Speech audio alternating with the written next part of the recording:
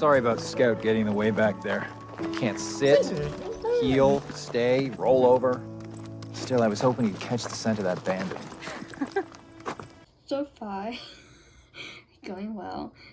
Scout, I'm hoping for like a big moment for Scout. But it's interesting though, Scout likes Faith, but Faith and Nathan are not really on the best terms at the moment. Not like 100%. Oh my. I didn't notice this before. It's beautiful. Faith is just like, in a way, like she's friend-zoning Nathan, like he's rejecting him, either as a friend or as a Mountie, as a possible future boyfriend. Yeah. I've been up here many times. It's never looked like this.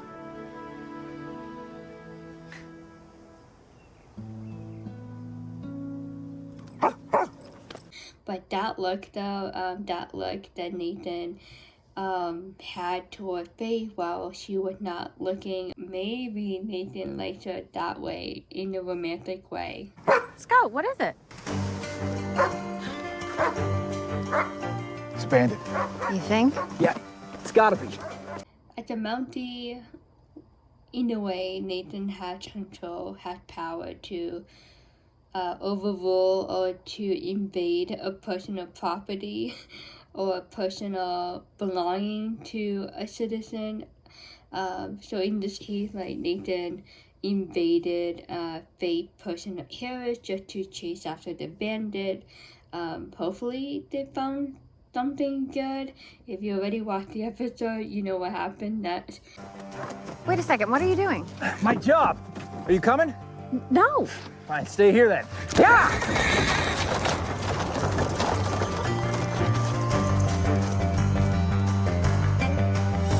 Faith, once again, I'm just like, she's annoying me just a little bit. I don't know if I'm the only one. I'm not trying to be mean, but it's just like the way she behaved toward Nathan at times, like sometimes it just bothers me. Nathan meant well. He wanted to protect her, and like they are friends, but they just haven't like cleared out their feelings, their thoughts about one another, and I think it's a big red flag and they need to talk about it. But for now, Faith needs to learn to accept help from Nathan and to see that he meant well and that he just wanted to do good things for her.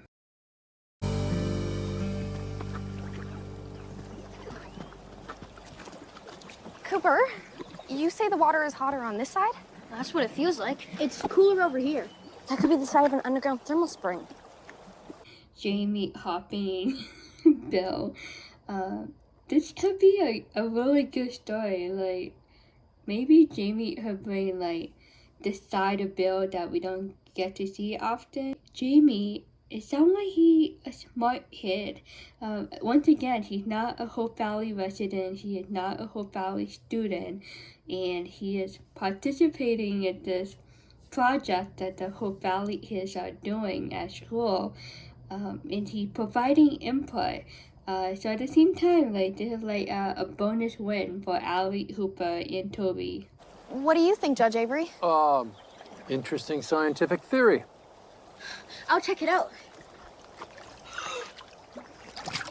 So the hot springs just appeared out of nowhere? The creek was already here. We're trying to figure out where the hot water is coming from. The creek was already there, and then this hot spring came out of nowhere, and it's still a mystery. It's pretty cool that these kids are doing the project, trying to find answer how this hot spring was created. Maybe it's a fissure. A fish or what? Like a geological fissure. A crack in the earth. Science is one of my favorite subjects. And history. And math. Allie is smart too. If there's like a science competition or like a knowledge test, I feel like Allie and Jamie could be like really good competitors against each other. What do you do for fun? Like with your friends? Mostly I just like to travel with my mother. The boys at my school are into silly things. Jamie is a smart kid, and it just shows the education that he received and the type of school that he goes to. Maybe he doesn't have many friends. He wants to feel belong in Hope Valley. Whether it's a long stay or a short stay in Hope Valley, he wants to meet people and make friends, and who knows, maybe he will find a friendship with this group of his in Hope Valley. What about the girls? We don't have girls. It's the top school in the state. What do those two things have to do with each other? Nothing. They have nothing to do with each other. Well, we have the best teacher in the universe, Mrs. Thornton. We always have projects, and she makes everything fun. Maybe I should take it back. Allie and Jamie might bite each other like cats and dogs. But yeah, I was just like, please don't go there. I might be wrong. I think the way that Jamie said it, like, it's a top school in the state, like all boys are smarter than girls. And I think Allie got offended by that. I could be wrong. I could be reading this wrong, but that's my assumption. But boys and girls, you know, they should have equal opportunity to learn. So Jamie goes, or he went to an all-boys school, so he didn't deal with girls in his classroom. So if he does stay in Hope Valley with his mom, that would be a big adjustment, a big transition into an all-boy and girl school at in Hope Valley, with Elizabeth being his new teacher. That would be an interesting dynamic if Jamie does stay in Hope Valley for a longer time than his mom had expected them to be in Hope Valley. If it's fun, I doubt you're learning much. Where did you get that idea? There is no way your school is better than ours. Well, if you saw my school, you Ours wouldn't is the think- best, and we all get to be together in one room. In one room? Like a one-room schoolhouse? How could you possibly learn anything? Countryside versus city, right? Both of them are like two different worlds, especially back in those days. Comparing the school setting in the countryside in a school setting in the city.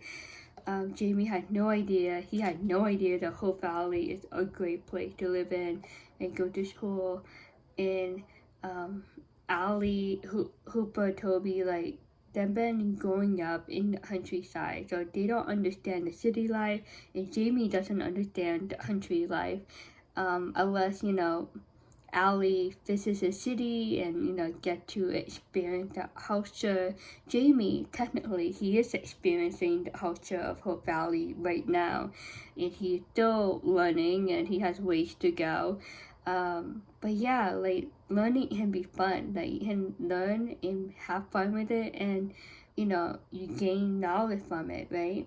But it sounds like Jamie, all boys school is very strict, has like high standards, and they follow rules, and very regulated, if that's the word. In Hope Valley, it's very relaxing. Elizabeth, she's a very easygoing teacher, and I think that plays a huge role too. So maybe Jamie teacher, maybe he has more than one teacher in a year. Maybe they are much more stricter than Elizabeth. I saw something. It's like a tiny crack in the rocks with bubbles coming out. Wow. It is a fissure after all. Told ya. Allie and Toby, Allie don't like Jamie. Yeah, Jamie just thinks that he's the smartest and that he knows everything. That would be an interesting storyline if Jamie does become a Hope Valley student. But he's trying to make friends and trying to fit in. In a way, he needs to humble himself just a little bit, you know. It's nice of him in helping these Hope Valley kids with the science project, but at the same time, like, don't brush off your smarty pants to them, you know, like comparing himself to them, like he's smarter than them, and I'm just like, yeah, just tone it down a little bit, kid. Oh, hey, Robert. Hey, Mike, is Mr. Bouchard in? He's in back. Lucas? Certified letter for you, Mr. Bouchard? It's nice to see Robert from time to time. I feel like so far we don't see him that often, but it's nice to know that he is still the mailman and he is enjoying it, and Ned doesn't have to worry about that job anymore. Like, Robert took it over and he's in control and he knows how to do the mail. Ah, from Black Creek. I'll need you to sign for it. Yes, of course. Thank you.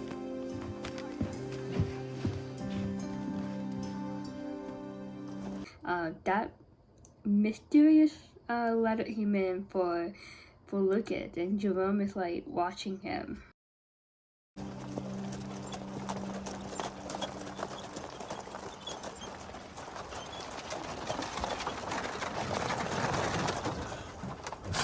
Did you let the bandit get away again? It doesn't look good. Doesn't look like they found a bandit. Not the bandit. A squirrel. Scout found a squirrel. Uh-huh. Scout's like, I don't care. Like, I wanted to chase after a squirrel, like, my way. Scout needs training. He seriously needs training. I'm just like, that poor dog. Yeah, I think it'll be a great journey to see Scout journey and his improvements, hopefully, by the end of this season. Here. I'm sorry I bent the wagon wheel. I'll make sure it gets fixed when we get back to town. How about you? Nothing broken? Just my pride. That was nice of Nathan to get the wheel fixed back in town in Hope Valley. Even though he's a Mountie, like, you know, he is meant to protect her, but at the same time, he still respects her as a doctor, and this is her wagon and medical supplies in the back, in the trunk. But at the same time, it's more important that Faith is safe so that she can continue to be a doctor, right? And be there for her patients. Well, I want you to know that I appreciate it, Constable Grant. Now you can tell everybody that you've saved me from bandits and squirrels. Don't make this worse, please. Faith need to properly thank him. The way that she said she appreciated it, I think it's just like half of it, like, it's a joke, like a way for her to tease him about what happened with how in this world. But I'm pretty sure, like, deep down in her heart, she appreciated it, but she doesn't want to humble herself and say it out loud in a nice way to Nathan. If I were her, I would be super grateful that a Mountie or a police cares about me that much, you know, in protecting me and making sure that I'm safe at all times.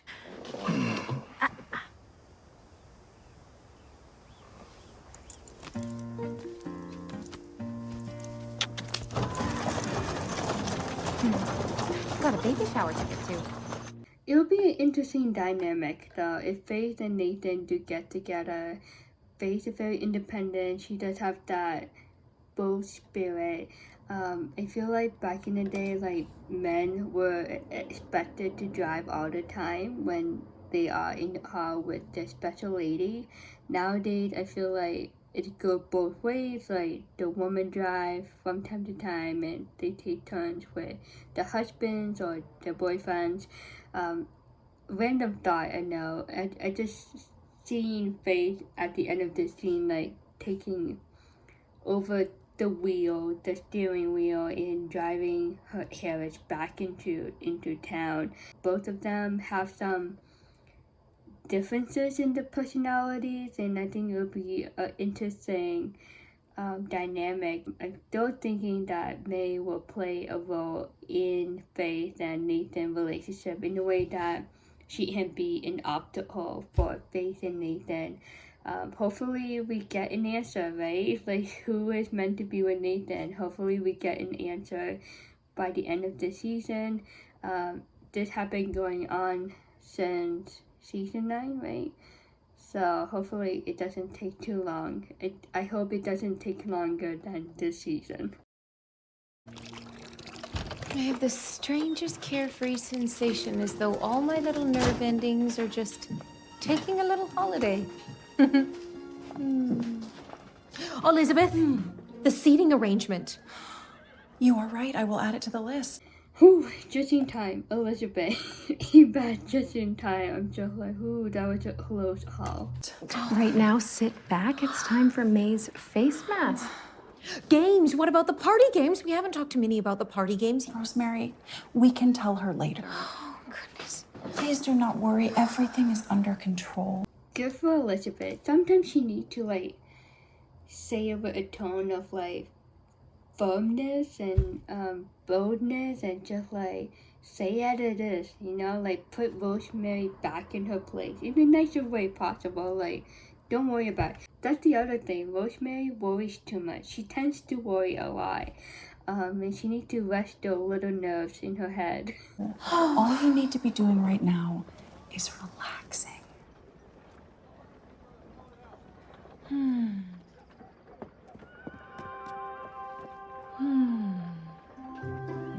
Just in time, Florence let Elizabeth know that the baby shower is ready.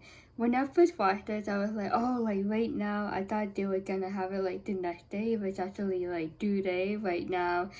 This is exciting. Rosemary had no idea. She's gonna be very, very surprised. On second thought, maybe you were right about the games. I'm pretty sure I heard Molly suggest that we play Don't Say Baby. Don't say baby. Elizabeth, you know I hate that game. There goes the relapsed Rosemary. She's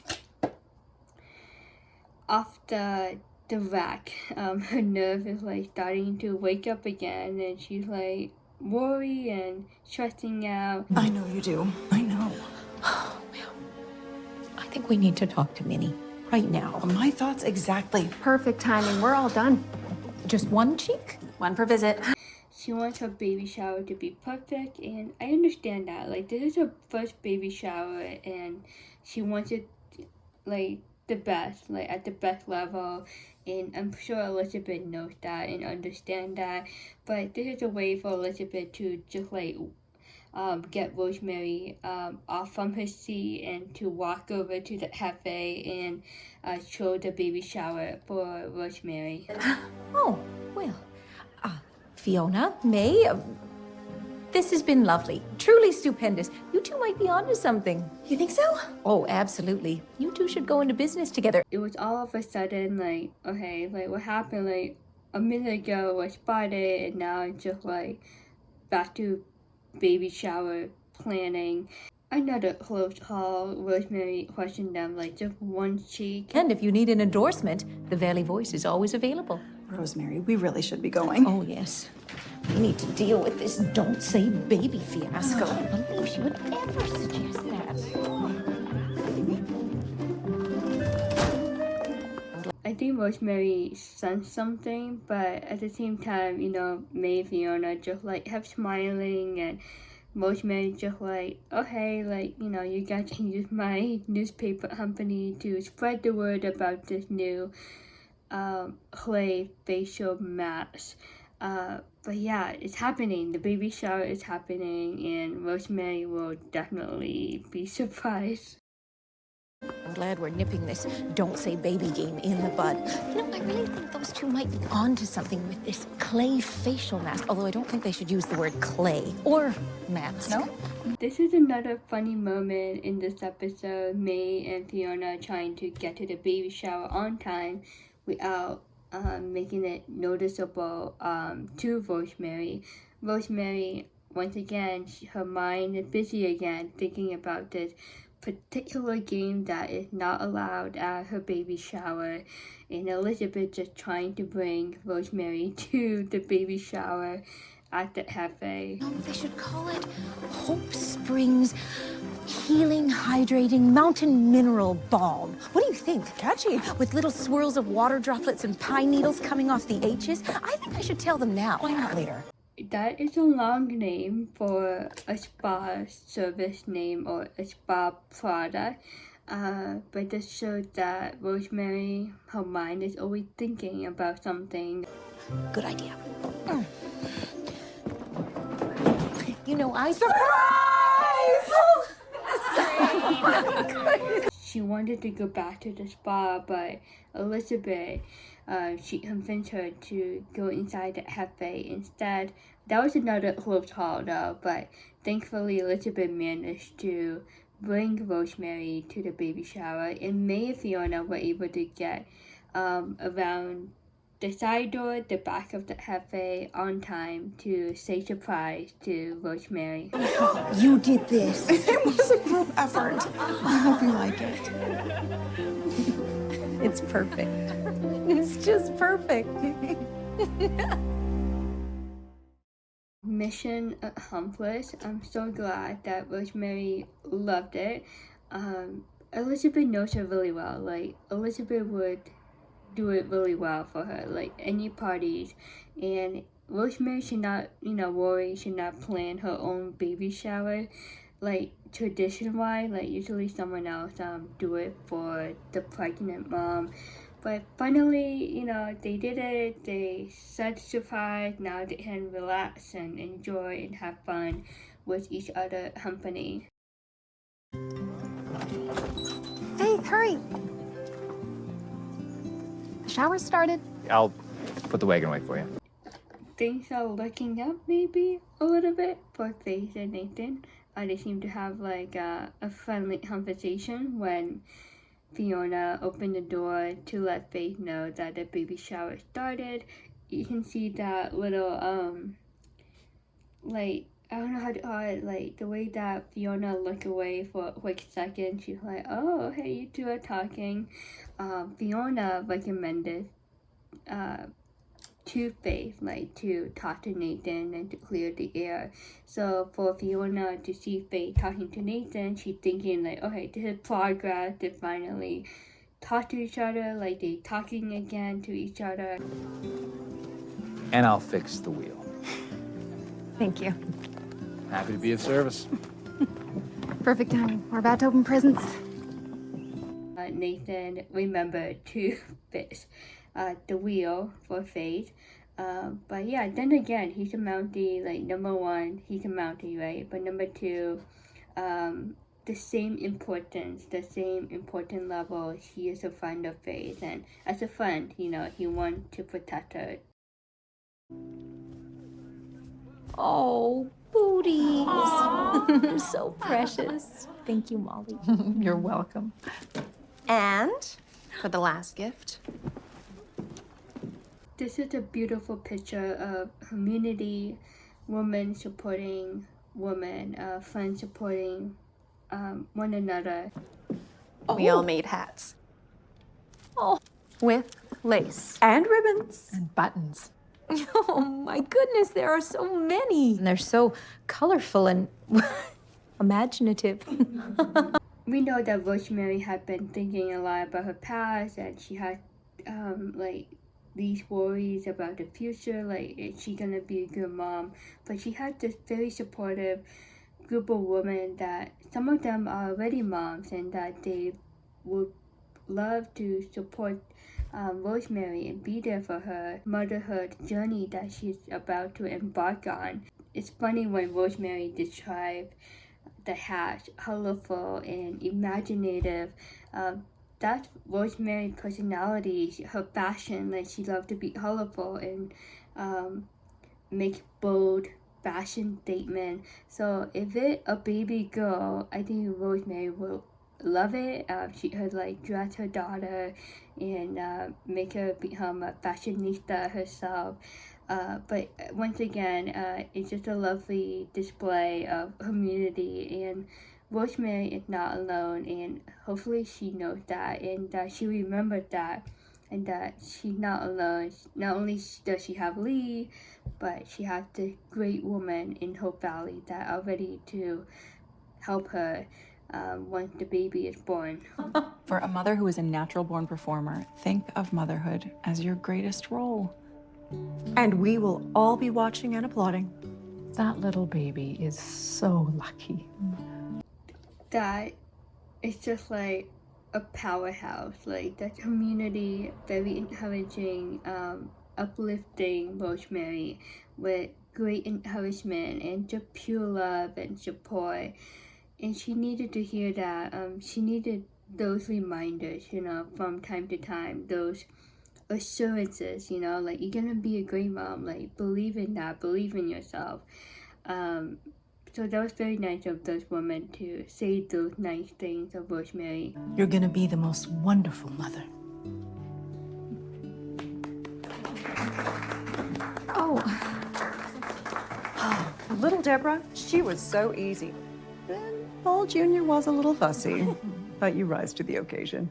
It definitely touched her heart. You can tell that Rosemary is still struggling, you know, with that confidence. Like she needs to have that confidence that she would do great and that she would be a great mom to this lucky baby, whether it's a boy or girl. And it's really exciting though. Finally, Rosemary is really gonna have the first child. And luckily they sleep for a few months. 18 hours a day. Oh, you'll be so in love, that won't matter. And you're so full of energy, Rosemary. Nothing gets you down. You're going to be an incredible mother. I just know it. Rosemary, you can tell that she's still struggling. She's just having that mind battle, like those doubts, those insecurities, and she needs to get them out of her head. But it's good that she does have this group of women that will say positive things to her. But at the end of the day, it's Rosemary and her mind, and she just needs to, like, forgive her past, like, let go of her past, and to know that her past doesn't determine her future. She's gonna be a great mom. Like, this is a fresh start. Like, even though she didn't have a mom growing up, she can still, turn it around and be a mom now and be a great mom to this child, right? And be there in this child's life as he or she grows up. It doesn't mean that Rosemary gonna be the same woman that her mom was, like when her mom left her. She might have that fear like, oh, I'm gonna neglect my child down the road. Like she's had the fear that she's gonna do the same thing that her mom did to her. She needs to get those doubts out of her mind, and hopefully she talks about it with Lee. I think it's important, right, to have that open communication and express your feelings, your concern to your husband, letting him know like, hey, like I'm really excited for this child and to be a mom, but I'm struggling with my past. And Lee did ask her like, oh, what do you want me to do with the trunk? And she just like, you know, that's the past, like, you know, she doesn't want to deal with it. But if she like, you know, hold it in, you know, I think Lee deserves to know. Who knows, maybe they will have that talk later on about Rosemary's mom and how Rosemary is struggling with her mindset, like, am I gonna be a good mom? The question is, why did they just appear out of nowhere? Fissures don't just appear. They form under pressure or an eruption. You don't have volcanoes, do you? No, but we do have coal, a lot of it. I wonder if they're connected. This could be something. This could be like an eye-opening for Hope Valley. What's connected? There you are, Jamie. Mother? Mr. St. John. We've been studying the hot springs. Really? Was it safe? Of course. Mr. Avery was there, and I was leading the group in a scientific investigation. Mrs. St. John did ask Bill to be the tour guide to the hot spring, to the valley, to the countryside, right? But instead, Bill invited Jamie to the hot spring, and his mom like, oh, you took my son, but not me. Of course, as a mom, she had that quick concern, like, was it safe? And Jamie just like, yeah, of course. You've been leading us. Well, isn't that grand? I'm going to the library. I have a theory about how that fissure got formed, and I want to check it out. Jamie enjoyed it, but then again, this scene, like, it got bad again. Allie and Jamie started to half fight once again. Jamie's like, oh, I'm the smart kid, like, I helped them out, I led them in this investigation, and Allie like, what? Like, you're not even in our class, you don't even live here. Jamie, would you like to come look it up with us? Together? In my school, we're not allowed to study together. Well, at our school, we get to. That was nice of Bill, encouraging Allie to invite Jamie over to study together. This is new for Jamie. Like, he doesn't study as a team at his all-boys school. In Hope Valley, it's like a whole different world. Like, Hope Valley school, like, everyone like work together, boys and girls, and they study together, they do projects together, homework together. So Jamie just like, wow, like, this is nice, you know, like, it feels like connected instead of like isolated. So this is a new experience for Jamie. Thanks, Judge Avery. Thanks, Judge. Thanks, Judge. You know, you have a very bright young man there, Mr. St. John. Hopefully Allie has that understanding eventually that, you know, Jamie is from a different background, you know, and Hope Valley is a whole new world for Jamie. And hopefully these kids in Hope Valley will eventually be more welcoming to Jamie, especially if Jamie stays in Hope Valley for a bit long, you know? You never know. Anything can happen in the world of Hope Valley. Jamie and Mrs. St. John have become the new residents in Hope Valley. And if I didn't say so before, I'll say it now. Welcome to Hope Valley. See you around, Jamie. That was very nice of Bill to formally welcome this family to Hope Valley. And Mrs. St. John, she liked that. She's like, okay, now we getting on the right foot. Like, we having progress here. Bill and Madeline, her first name is. So yeah, so things are turning around for the family. Well, I'm glad it's been fun. You could have gone with them, you know. Nah, they don't like me much. We won't stay long. I just have a little more business to attend to. I like it here. The air is different. I haven't been bored, almost at all.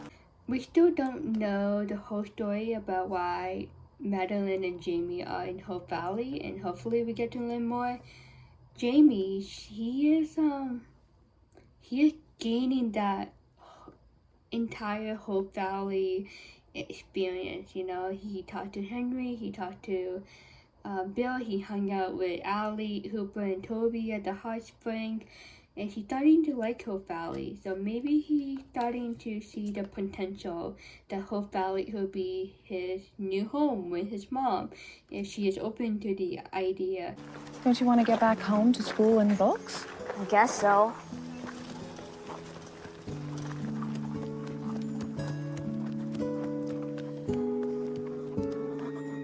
His mom is like starting to calculate in her mind, like, okay, does my kid want to stay in Hope Valley instead of going back to Philadelphia? Jamie did mention though at the hot spring that he traveled a lot with his mom.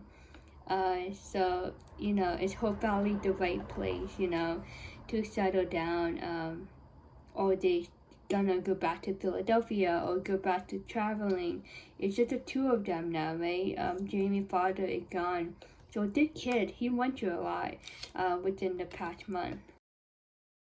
Excuse me, everyone.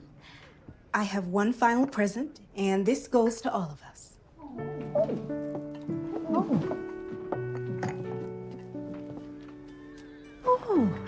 This was an interesting tradition. At the same time, it's very unique, and it's just a wonderful thought put into this in this action that Minnie is doing toward Rosemary and her baby. Lily's my favorite. Roses. There's a tradition in our family. When it's getting closer and the baby is almost here, that's when we get word to each other to all light our candles. An act of love and support, and many wanted to pass down that tradition to the group of women and to celebrate Rosemary and her baby. I thought it was a nice gift from Minnie to Rosemary. And keep them lit until there's a new little child in the world. So you know you're not alone.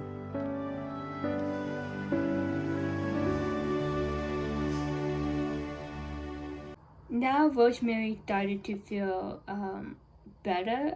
Like her facial expression was better than the last time we saw her. At first she had that look of just like worrying too much, and now her facial expression, that reaction of just appreciation and being grateful for having these women in her family that love her and her baby. Before the baby is even born, just knowing that she had the great group of women that she can depend on if she needs advice or need help in taking care of the baby. A signed confession. Our late Inspector McCorry left you a signed confession. I'd been in correspondence with him regarding his initial report and why he may have changed his mind. I did not hash this the first time, but pretend we're watching this for the first time, so Lucas, technically, like, he had a game plan. I asked if he would make a written statement since he was too sick to attend the trial. His now widow informed me he did do so before he died, and she sent it via courier post. I'd like to read it. Not before I show it to the judge. Lucas, he's a businessman. He's a smart guy. Like, you know, I know he is smart. Like, he knows his way around, you know what I mean? So this is like a really good plan that he has up his sleeve. And Jerome, like, he's losing it now. And what if it's a forgery? Well, that's precisely why I'd like to introduce it in a closed-door hearing. Let him decide. It'll be your word against mine. Lucas is working his butt off to find like any possible way to have Henry be a free man, or for Henry to have like a lesser weight of penalty, like, you know, less than 6 years of prison, you know? A roll of the dice. You know it accuses you of bribery. You know you're guilty. I introduced this as evidence, and it could cause a whole new trial. So there's like a possible way for Lucas to help Henry and to turn the case around and basically like change the outcome of this trial. And Jerome doesn't like it at all. One where you're the defendant, not Henry Gowan. Mr. Bouchard, I heard you're quite the poker player. I can't tell if you're bluffing. Jerome, he's a businessman, like he knows, like, you know, what's up. Like, he's picking up on something. And that's why he said, like, I'm not sure if you're joking, Lucas, or if he's just pretending, like, maybe that envelope is empty, or maybe Lucas is trying to trick him in trying to scare Jerome away and to convince Jerome to let Henry go and allow Henry to be a free man. But I don't like any odds that land me in prison. What will it take to make this all go away? Inform the judge you've reconsidered the veracity of the charges. But I think Lucas acted really well. Like, if that envelope was empty and it was just, you know, fake and all that, I think Lucas did a great job. It was a close call.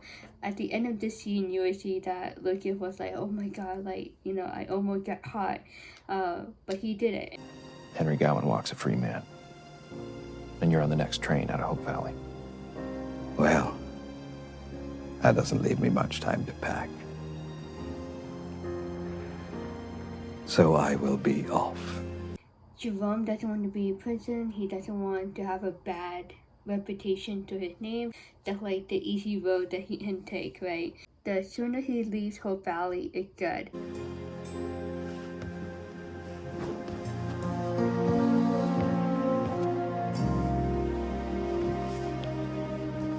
So, look at today.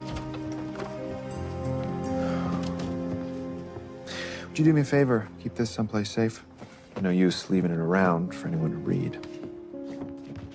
You would think there's something in that envelope, right?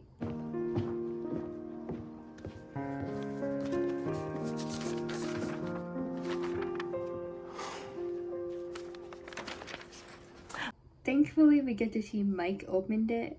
He shouldn't have. I think he crossed the line a little bit there, but it's good that he opened it because that gave an answer to us as the audience. Ever since Jerome told Lucas that McCoy died, Lucas thought of a new game plan, and he managed to convince Jerome to leave Hope Valley and to allow Henry to not be guilty of those kinds of charges. Oh, goodbye. Mwah. Ned is going to love these. Thank you both so much. Our pleasure. Well done. Thank you. Wonderful party. Bye.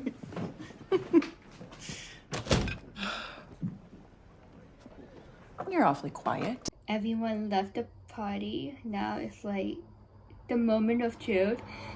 Elizabeth knows that something is bothering Rosemary. Being at a baby shower, like, the pregnant mom should be happy and lively and smiling, you know, but not Rosemary. Oh, I hope it was everything you wanted and more. It was better than I could have dreamed. And I know what you did. You do? We didn't play any of the games that I suggested, but I think our friends were playing a different game altogether. And I think they did a great job, but they did play a game against Rosemary, hiding the truth that it was today instead of next week. All those compliments. Rosemary, you're going to be such a wonderful mother. Rosemary, that baby is so lucky. You knew I was nervous. Rosemary needed to hear those nice compliments. She needed to hear those reminders. She needed that. She needed that boost of confidence. And it meant well. I mean, it's true. She's gonna be a great mom. Like, no mom is perfect, but it's a new experience. Like, you don't know everything. You're gonna know as you go along, you know, day by day, step by step. You knew I had my doubts and you wanted to help me through it. A big part of motherhood is supporting other mothers. Yeah, I see that. Like Elizabeth, she didn't have Jack, you know, be the father to little Jack, you know. At least Rosemary has Lee next to her to support her in this great group of women in her valley. I also see that I not only have a best friend who is like a sister to me, but I have a whole family.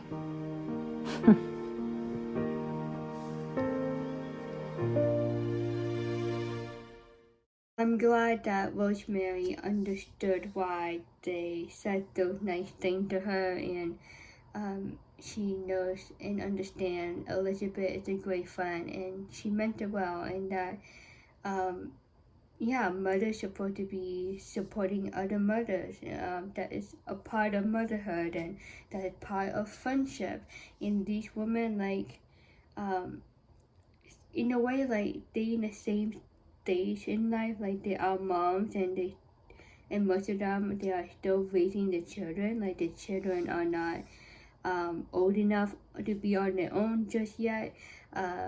Rosemary, you know, she doesn't like have any experience, and she can lean on these women to give Rosemary advice, and to give helping hands, and to show her how to properly change the diaper and all that. Like Rosemary said, not only does she have a great friend in Elizabeth, she does have a great family, and that is Hope Valley. Like, they became her family. It sounds like she's the only child, and it was just her and her dad, so she never had that big family until she came to Hope Valley, and now she knows that she's not alone, and the baby shower was a great reminder to Rosemary that she is not alone. In conclusion, Rosemary, welcome to the Mom Club.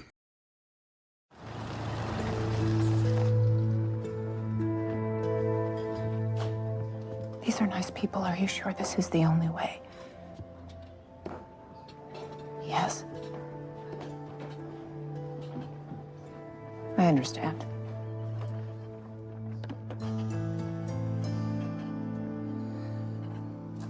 Now Mike is playing a game of Dutch with Jamie. Yeah, Jamie is definitely settling in nicely in Hope Valley.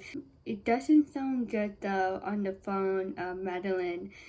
They might be leaving Hope Valley soon, and I think they're gonna tear Jamie's heart a little bit. He is adjusting to Hope Valley really well, better than what his mom expected. Henry. What did you do? I'm not sure what you mean.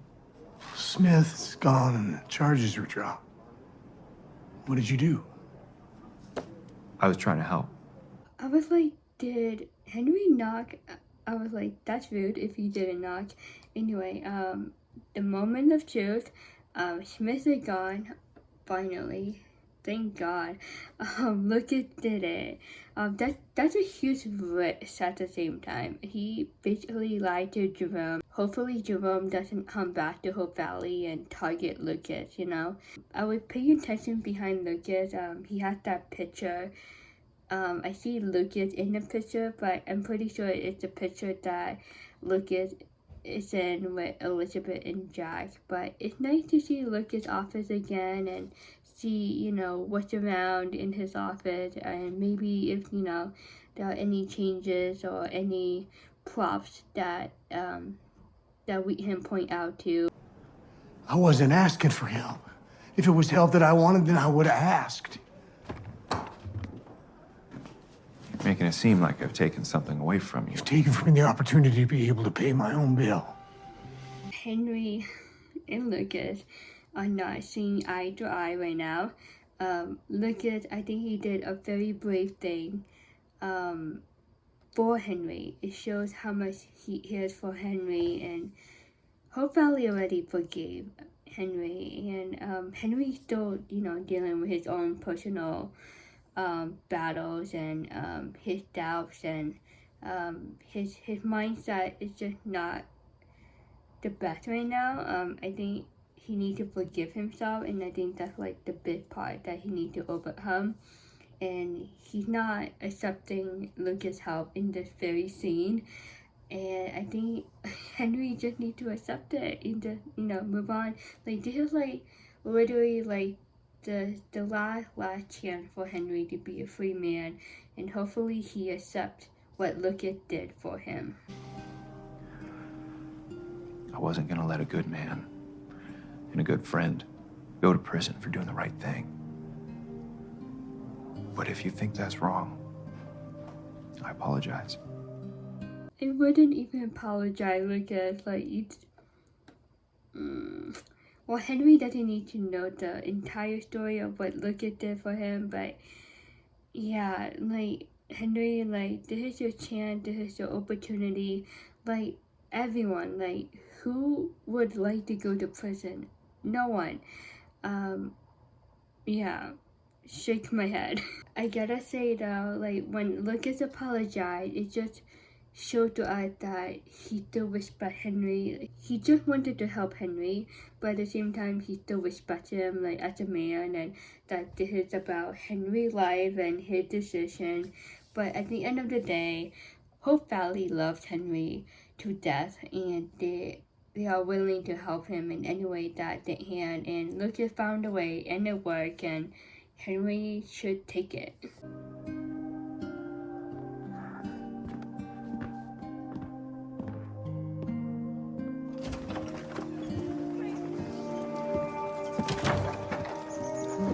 Oh, there he is.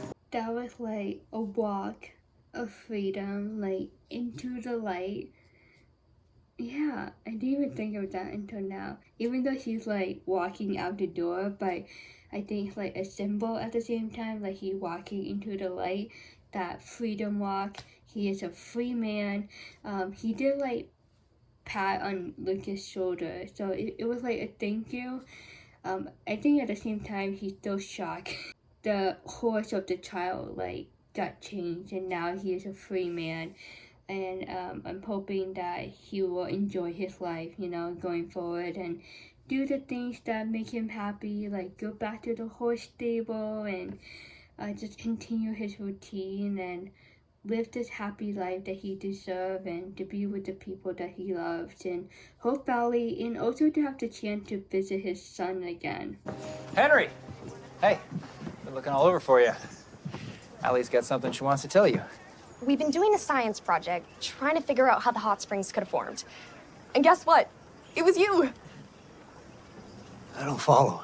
In a way, like, everything is gonna be alright for Henry. What Allie told him in this scene, it's just a confirmation to Henry, like, you know, it's gonna be okay.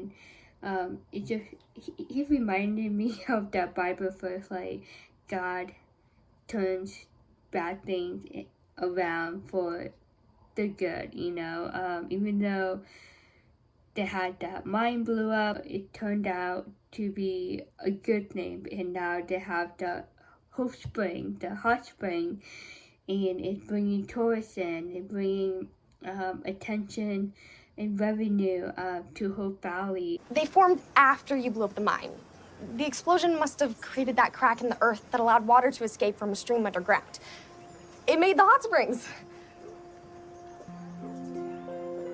Hope Springs, that's... Allie and Nathan, they don't know what Henry just went through.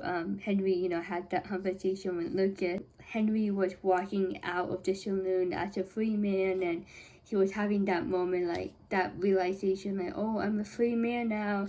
And then Nathan and Allie interrupted him. Well, that's good news.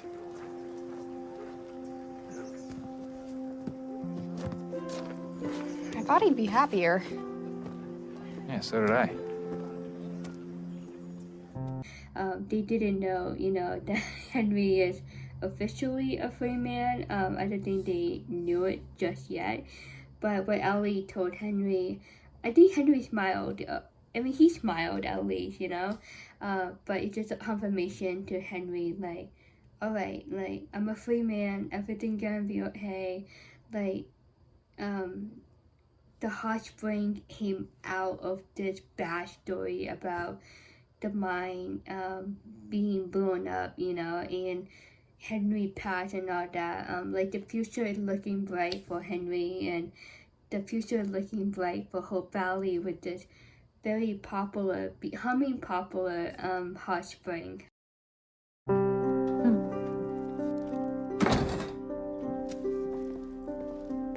Hey, how was your day? Oh, it was just an inspiring day. Oh. No. Definitely mission accomplished. Rosemary was surprised, and she was happy and was satisfied. That is important. So Rosemary enjoyed the party, so that's great. Elizabeth and the other ladies gave me the most marvelous surprise party. Oh, good. Kind of a coincidence, because I also have a little surprise for you.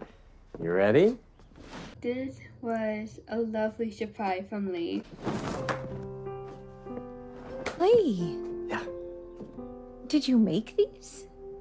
Yes, of course I did. Well. Okay, with a little help from Joseph. Okay, a lot of help from Joseph, but I still did a bit. it was very nice of Joseph to help in this project that Lee wanted to do.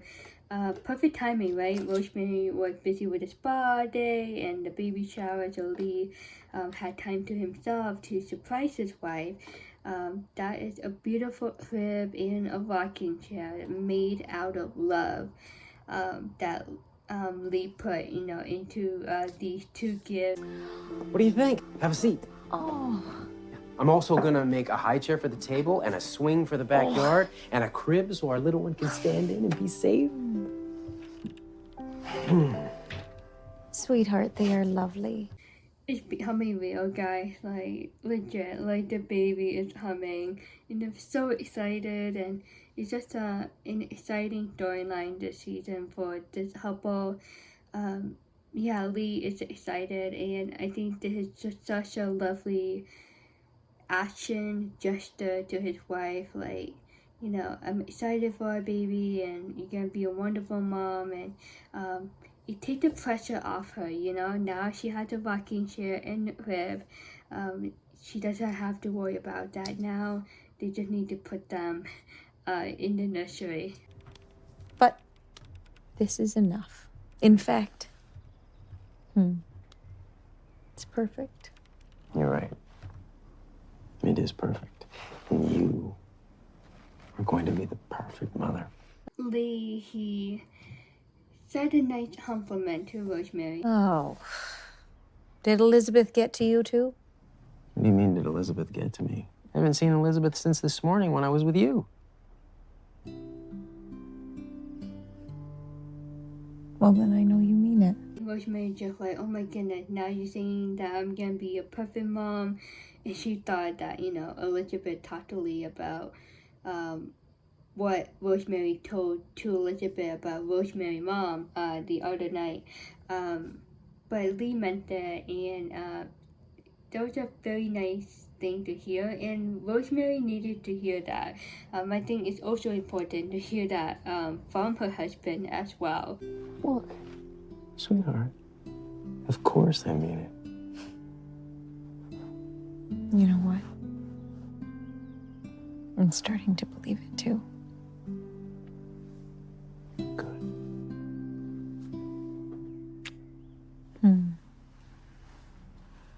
She is the perfect mom for this child, right? Moms are not perfect, but there's a reason, for every child that is born to a specific mom, and this child is meant to be for Rosemary and Lee, and they're gonna be the best parents for this child, and I cannot wait. Like, I'm so excited for this baby to be born.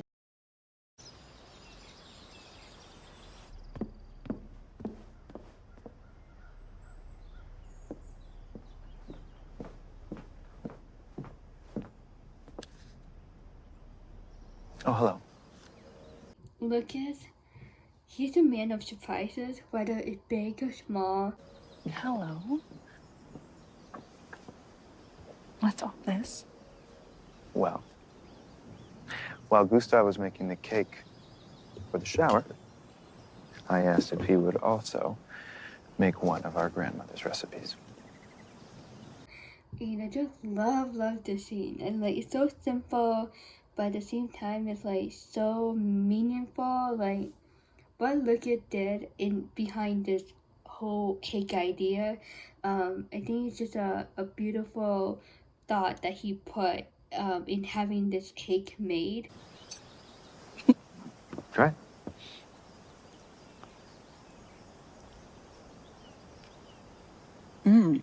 Is that? Vanilla and lavender?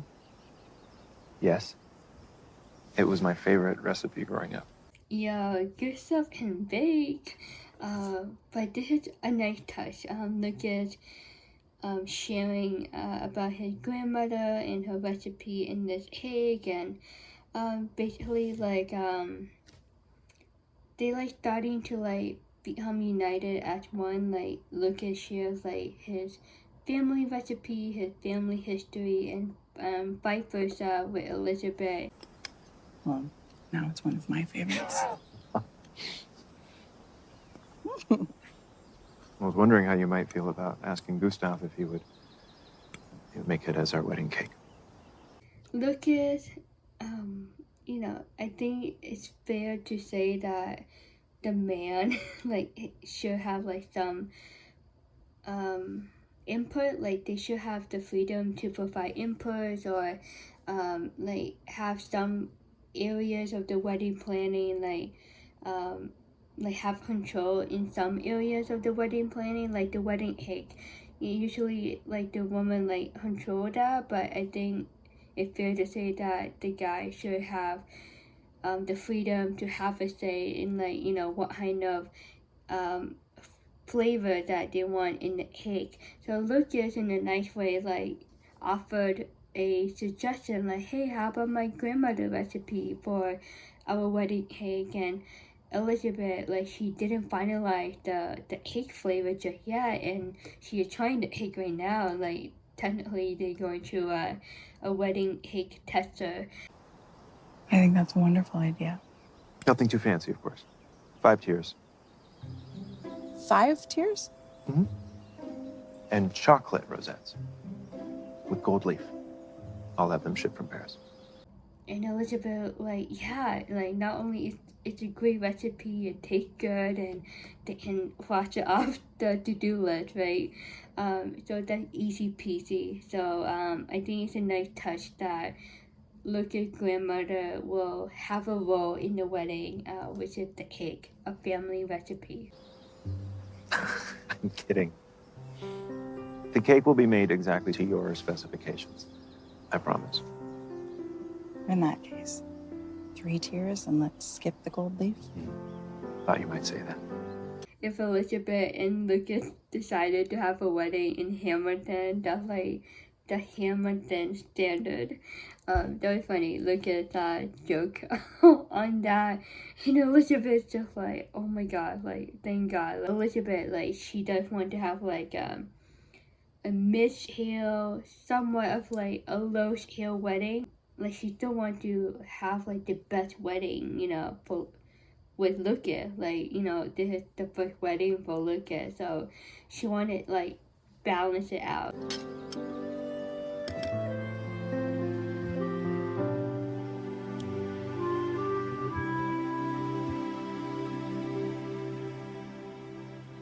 So Lucas had to say in the cake flavor, and Elizabeth had to say in the size of the cake. So I think it's an even balance in their decision making over the wedding cake. So they can definitely cross it off on the to-do list, and I'm sure Gustav will be happy to do it for them too.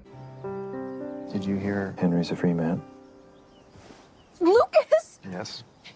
Is that what you've been up to? That's wonderful news. How is he feeling? Actually, he's having some trouble accepting his newfound freedom. But I think he's going to be just fine.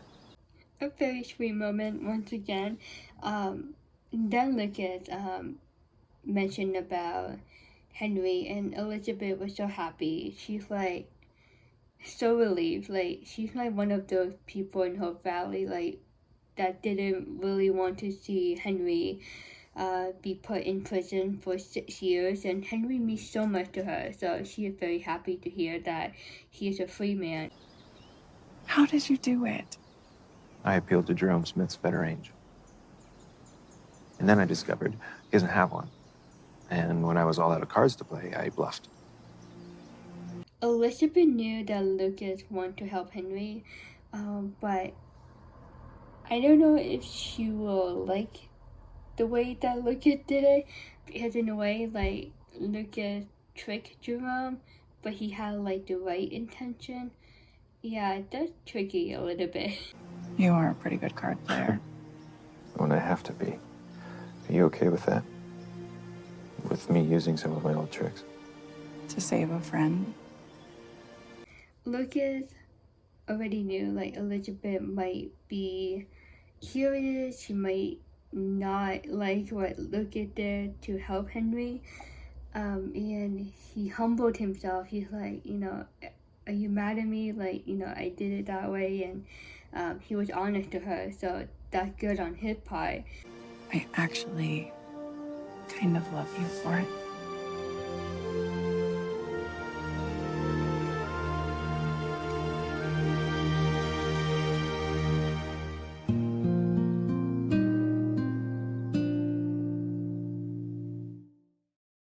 Elizabeth, she agreed to what Lucas did. Like, she was okay with how he did it, to save a friend, to save Henry, a man that she admires, and a man that she cherished a friendship with. Like, she really didn't want Henry to be away from Hope Valley for 6 years. So she's like, whatever it takes, for Henry to be a free man, she will agree to that plan. And Lucas did that, and I'm glad that she okay with what Lucas did and how he did it. And then the episode ended with them kissing again and just hanging out on her front porch. I'm wondering though, like, if they're gonna move to a new home after they get married, I wouldn't be surprised if Lucas saved up some money for like a bigger home. That's my guess. But yeah, getting close, you guys. The wedding gonna happen, and then Lucas and Elizabeth gonna live together as husband and wife, as a family with Jack and their future kids. Is so exciting. And the fact that we have season 11, like, we're gonna see it happen, not only the wedding this season, I assume, and season 11, it'll be a great opportunity to see Elizabeth get pregnant again with Lucas' child. Yeah, really exciting. So that's the end of episode 3. I hope you enjoyed it. Any thoughts, comment, as usual, comment section below. Give a like, subscribe if you haven't. We have a long way to go. It's never too late to join. As usual, there is a playlist on my channel that will show you all the reviews that I have done so far for season 10 of When Calls the Heart.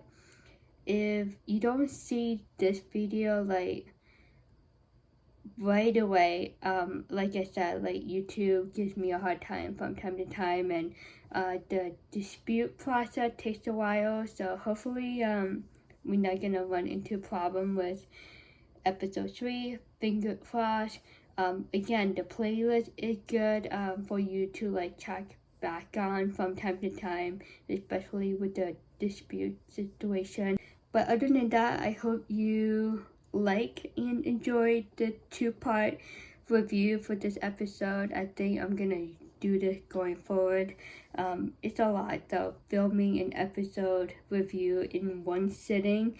It's a lot to talk about, and a lot of things are happening, and I'm tired. But I made it. So yeah, I think this is better, right? Instead of 4 parts, let me know.